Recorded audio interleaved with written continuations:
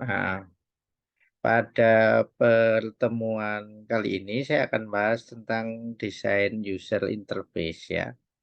Jadi kalau misalnya ya, Anda belum mendapatkan materi desain arsitektur misalnya ya, atau ada pertanyaan, Anda bisa klik di sini. Kemudian, nah di sini desain arsitektur, ini ada materinya, kemudian juga ada videonya ya. Nah, Anda bisa ikuti beserta referensi biasanya untuk studi kasusnya. Dengan begitu, misalnya karena ada libur, kemudian kegiatan kampus yang lain dan sebagainya, Anda bisa ikuti dari materi yang sudah saya posting di sini. Jadi antara kelas paralel satu dengan paralel yang lain itu bisa saling melengkapi. Jadi jangan sampai misalnya saya belum mendapatkan materi ini. Ya kalau misalnya belum mendapatkan materi, langsung dilihat saja di blog materi saya, kemudian bisa dilihat. Oke, mungkin sebelum saya mulai, ada yang mau ditanyakan atau disampaikan, silahkan.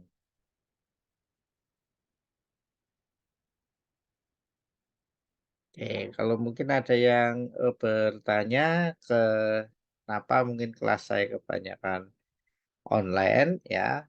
Yang pertama, karena online itu lebih fleksibel, bisa hibrid. Jadi ada yang apa istilahnya ngikuti ada kerja praktek, kemudian ada MPKM, kemudian ada juga sakit dan sebagainya. Kalau di kuliah offline kita kesulitan untuk melakukan recording ya. Kemudian kalau di kelas online, baik yang bisa masuk maupun tidak masuk, bisa menyesuaikan. Kemudian yang kedua, untuk absensi, ya ikut standar dengan ITS sesuai dengan jadwal dan jamnya. Tapi kalau untuk materi, silakan bisa dibuka kapanpun karena semua recording saya embeddedkan ke materi. Oke, untuk hari ini kita akan belajar tentang desain user interface. Kalau ada hal-hal yang mau ditanyakan, bisa langsung disampaikan saja, baik mengenai materi, kemudian studi kasus, ataupun yang lain.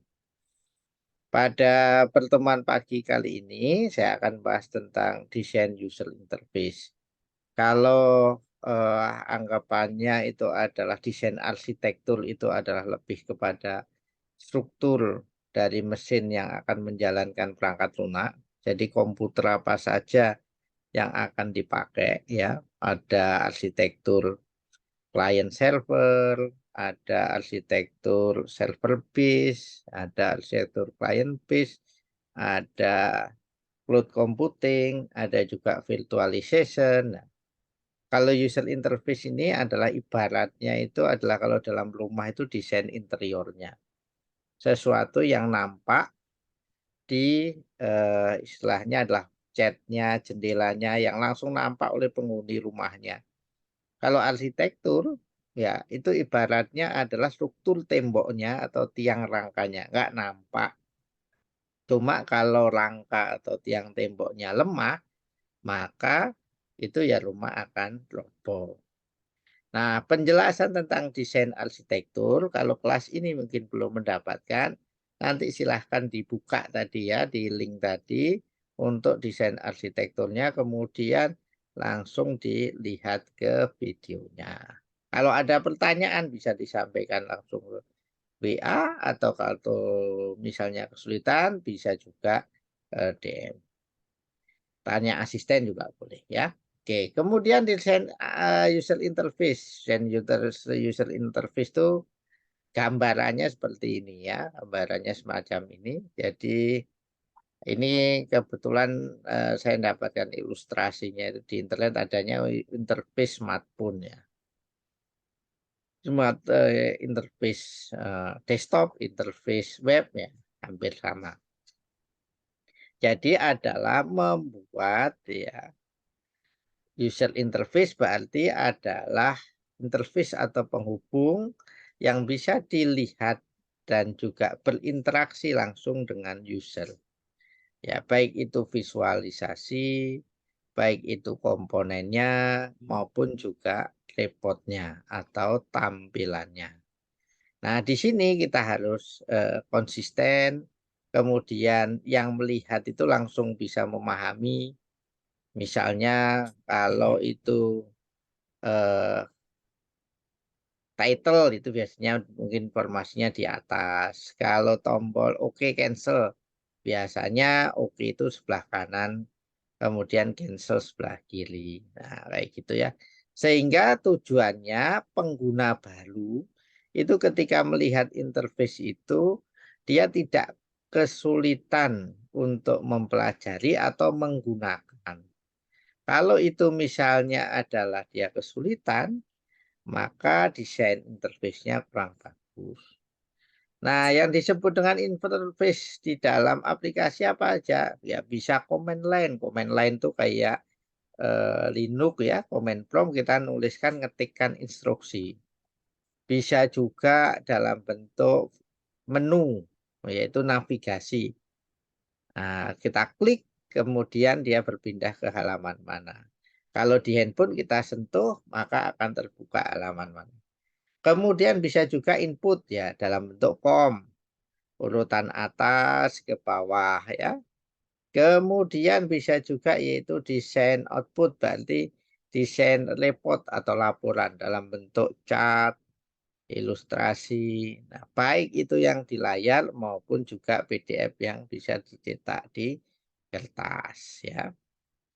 Kemudian untuk materi user interface itu ada di sini. Kemudian absennya silahkan Anda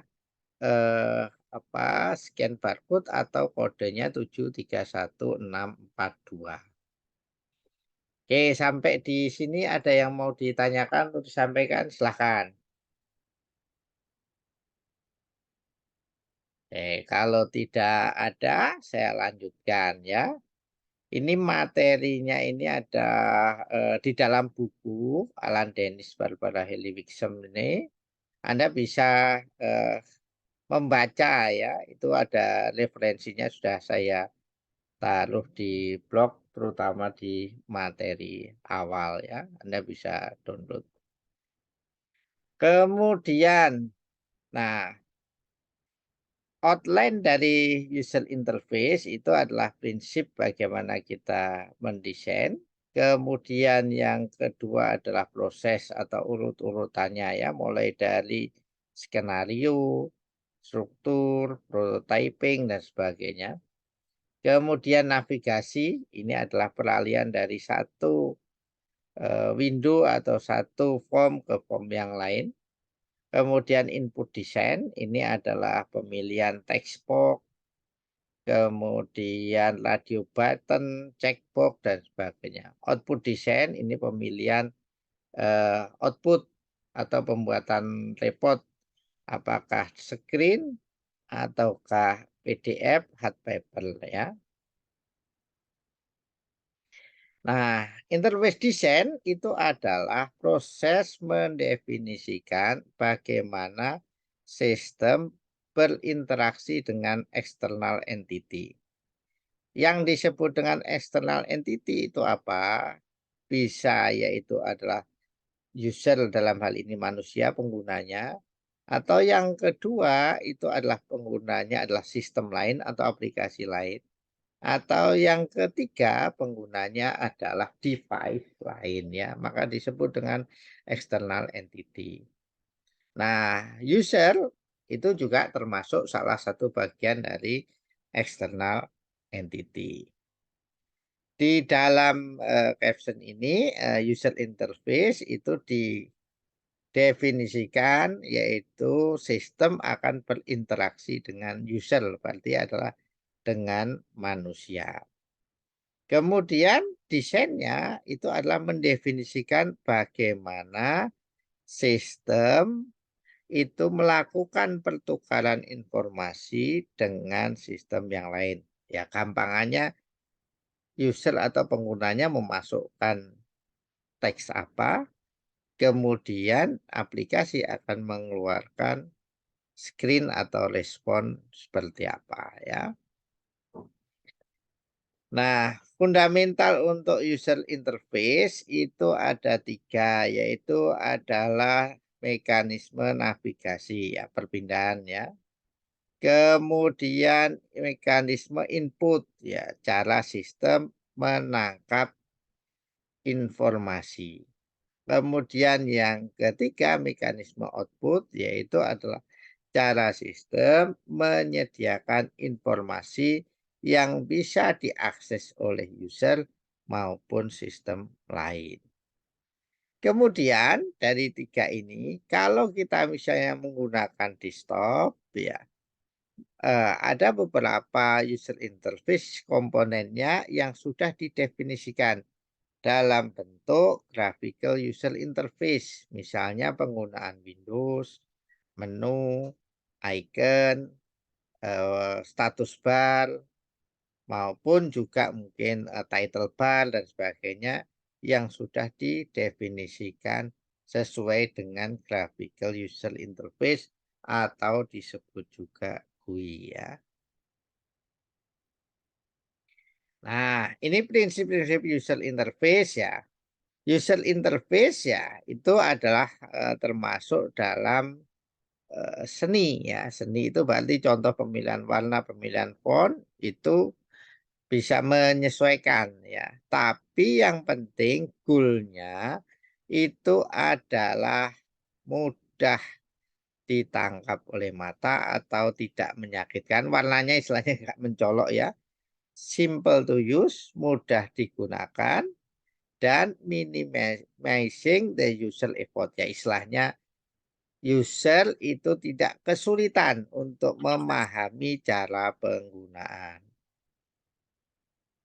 Nah, apa aja prinsipnya? Ini prinsipnya user design, pengaturan layout, content awareness, ya, estetik, user experience, konsisten, kemudian minimize user effort, ya.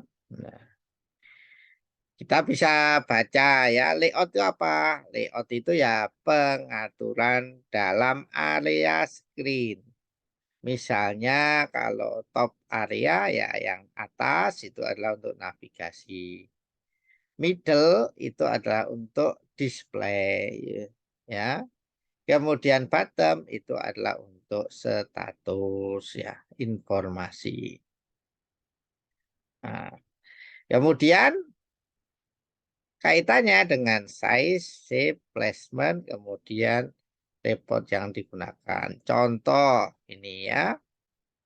Ini contoh ya. Bagian bawah ini status bar ya. Bagian atas itu menu itu ada sistem navigasi. Ya, kemudian ada site navigasi. Kemudian yang tengah yaitu adalah display informasi.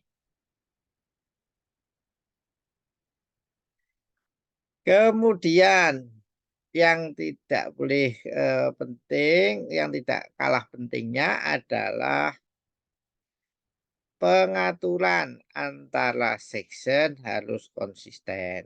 Konsisten itu apa? Ya kalau kiri ke kanan horizontal horizontal semua, kalau vertikal vertikal semua.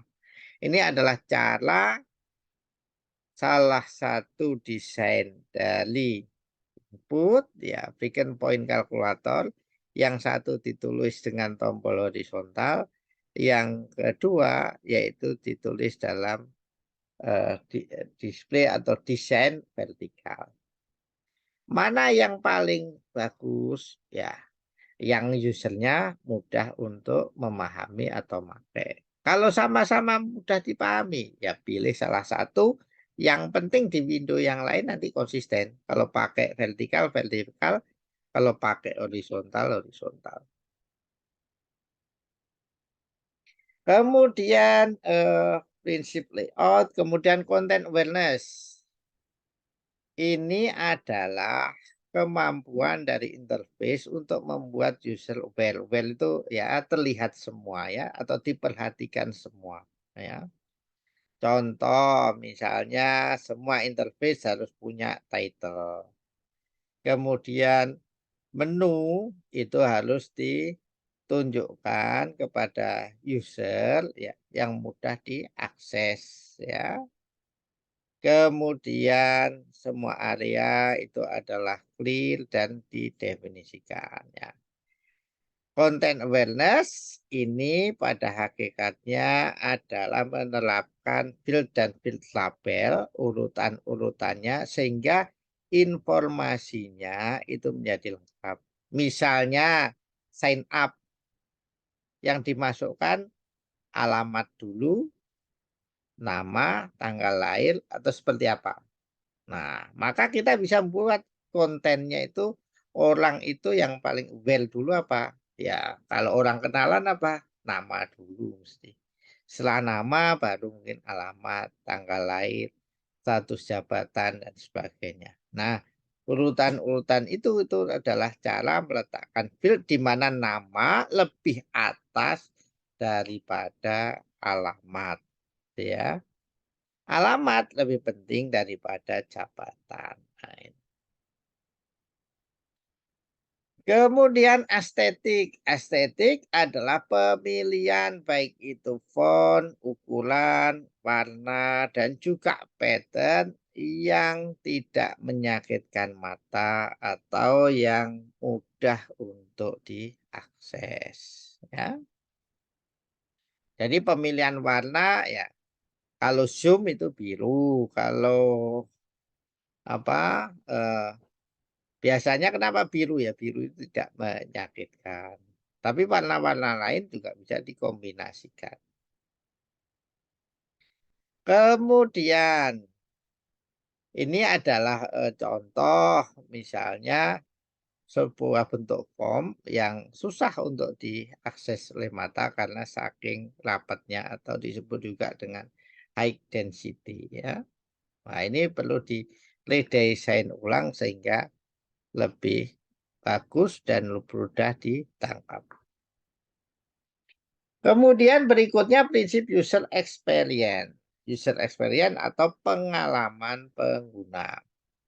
Prinsip ini adalah aplikasi itu digunakan oleh berbagai macam orang, tingkat pendidikan, tingkat keahlian, kompetensi itu satu dengan yang lain berbeda. Nah, user experience harus bisa mewakili di dalam mendesain itu mudah untuk dipelajari baik itu novice user atau user awalan maupun juga expert user.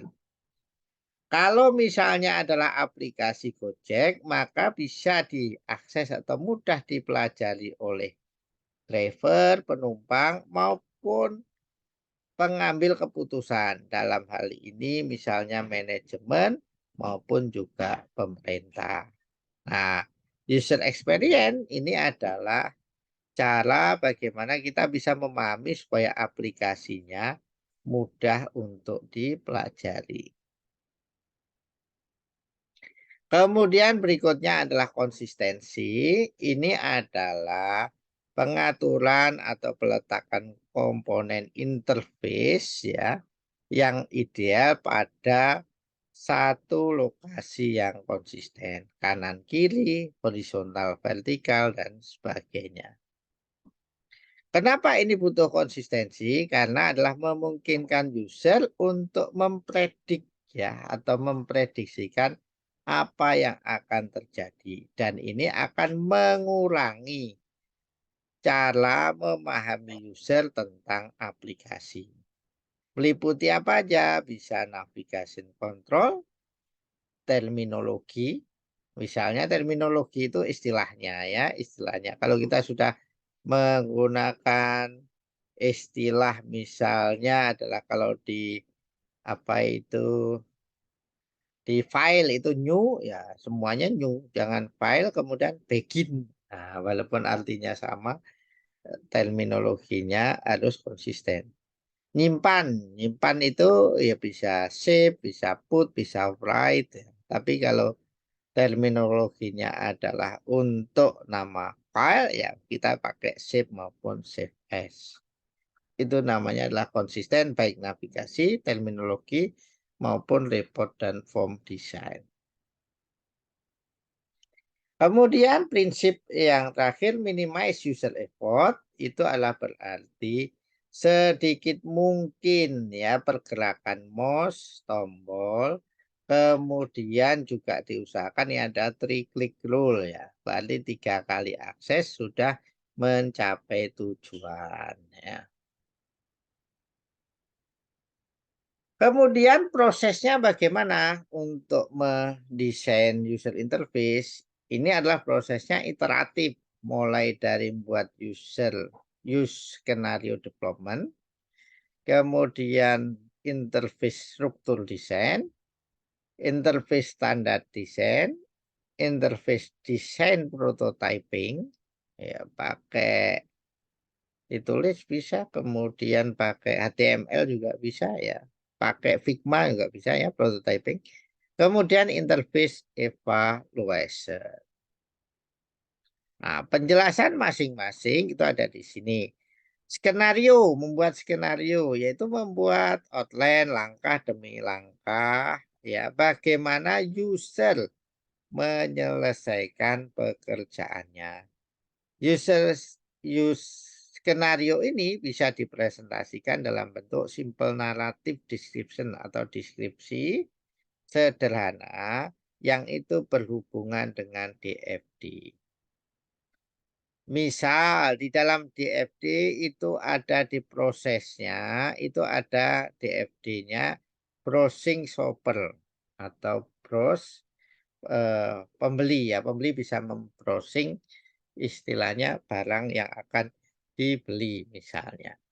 Nah, urut-urutannya apa aja? Ini adalah skenario. Satu, user mencari ya spesifik artis. Misalnya ini adalah contohnya adalah semacam Spotify ya atau eh, informasi tentang musik. Ya. Yang kedua, user read basic information. Ya. Ketiga, user will put to the shopping cart ya, taruh ya, kira-kira yang dipilih. 1, 2, 1, 3 ini adalah merefer dari bubble yang ada di DFD. Kemudian user ya purchase ya order yang di-download ya. Kemudian dia melihat shopping chart. Jika tidak setuju mungkin bisa di-discharge atau dibatalkan. Ini contoh dari use skenario. Jadi use skenario itu adalah urut-urutan, gambaran urutan apa yang dilakukan user di dalam mengakses menu atau form tersebut. Kemudian berikutnya adalah struktur desain. Struktur desain itu adalah mendefinisikan komponen-komponen dasar dari interface ya. Bagaimana dia bisa melayani fungsionalitas dari user. Nah, langsung ke contoh aja. Jadi contoh struktur desain ya ini ya struktur diagram bisa dilihat urut-urutan ya pilihan dari main menu, ada menu A, menu B, menu C. Dari menu A kemudian bisa akses form A, form B, form F. Contoh struktur desain, misalnya Integram misalnya ya, maka itu ada menu katakanlah student mungkin ada pendaftaran, pengambilan kelas, kemudian berikutnya adalah lihat laporan. Pendaftaran, kemudian sub lagi pengisian biodata, pembayaran, cetak bukti pendaftaran. Nah, itu adalah strukturnya seperti apa. Kemudian berikutnya adalah standar design. Interface standar design ini adalah yaitu pemilihan elemen-elemen basic, baik itu screen, form maupun report yang sesuai. Nah, ini biasanya konsepnya adalah mengambil metafor. Metafor itu adalah istilahnya di real case itu menggunakan apa? Contoh misalnya kalau kita pendaftaran tuh menggunakan kertas form, ya, maka cara apa aja yang kita tuliskan di kertas itu merupakan metafor di dalam sistem komputer. Sehingga interface metafor adalah konsep dari real world yang digunakan untuk memodelkan sistem komputer. Kemudian interface template, nah bisa dibuatkan template-nya, yaitu tampilan umum dalam sebuah screen, ya, ataupun juga bentuk paper based form dan report. Ya intinya harus standar itu misalnya ukuran page kalau horizontal A4 A3 gitu ya. Kalau vertikal eh, resolusinya berapa? 1024 atau 1980. Nah, itu semua ininya harus standar. Kemudian berikutnya itu adalah penggunaan interface objek, action maupun juga icon. Ya. Kalau itu sudah selesai standar, berikutnya itu adalah prototyping. Prototyping ya berarti mewujudkan itu dalam bentuk prototype, bisa storyboard, HTML prototype maupun language prototype. Ini storyboard. Ya, gambar sendiri dikasih panah. Oke, kemudian prototype ya kita gunakan HTML atau desain HTML. Kemudian language ya kita bisa buat dalam bentuk ya istilahnya adalah generate screen yang mudah dipahami. Kita bisa menggunakan katakanlah bubble, bisa menggunakan software-software yang bisa untuk prototyping. Kemudian tahapan berikutnya itu adalah terakhir adalah evaluation. Evaluation ada heuristik, walkthrough, interaktif maupun formal. Heuristik ini membandingkan ya antara tadi prototyping dengan checklist desain prinsip sudah benar atau belum. Walkthrough ya ini biasanya ya dievaluasi bareng-bareng dalam sebuah meeting bersama. Interaktif evaluation ya ini adalah dites atau uji cobakan user. User bisa memahami, bisa menggunakan, kemudian ditanya apakah ada masukan. Kemudian formal usability testing, ini adalah formal testing, ya, serangkaian tes yang dilakukan digunakan untuk mengukur usability atau kemudahan di dalam menggunakan aplikasi. Itu antara lain prinsip-prinsip di dalam desain user interface. Kemudian kalau kita ingin melihat lebih lanjut, ya toolsnya apa aja kita bisa klik di sini ya. Ini top UI tools.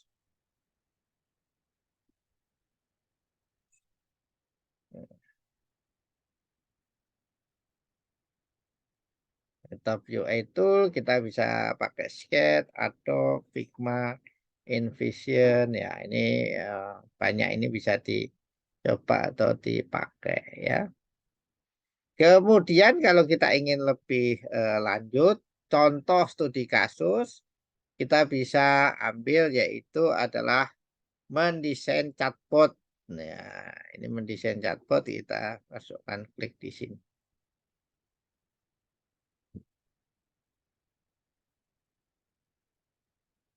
Ini chatbot ya, chatbot sebagaimana untuk eh, satu kartu atau one card ya. Nah, ini teknik urutannya seperti apa ya. Kita studi kasusnya bisa lihat di sini. Ini urutannya. Kemudian ini story-nya, user journey-nya ya. Kalau di sana tadi use skenario-nya. Nah, kemudian ini strukturnya, ya. Kemudian ini pemilihan warna. Ya, ini contohnya ya, one gadget. Oke, baik. Itu antara lain tentang desain user interface. Silahkan kalau ada yang mau ditanyakan disampaikan.